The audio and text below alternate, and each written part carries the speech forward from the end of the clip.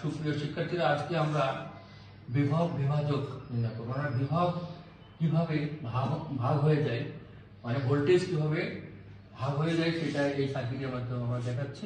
এখানে R1 এবং R2 R3 এই তিনটা রোধকে শ্রেণীতে সাজানো হয়েছে এবং এই রোধের বিপরীতে হলো এখানে একটা ভোল্টেজ হয়েছে V1, এটা V2 আর এখানে V3 হয়েছে। তাহলে এই V1 V2 এবং V3 কে বের করতে হবে।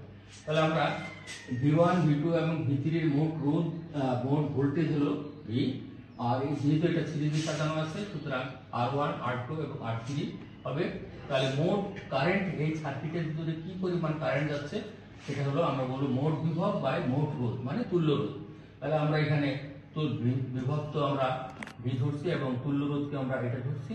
তাহলে আমাদের V1 টা কত হবে? তাহলে V1 সমান IR1। তাহলে I সমান তো আমরা এটা পাইছি, আমরা এখানে বসাই দিলাম, আর R1 এর মান R1। ঠিক একইভাবে কিন্তু এগুলো হয়েছে। আমরা একটা অঙ্ক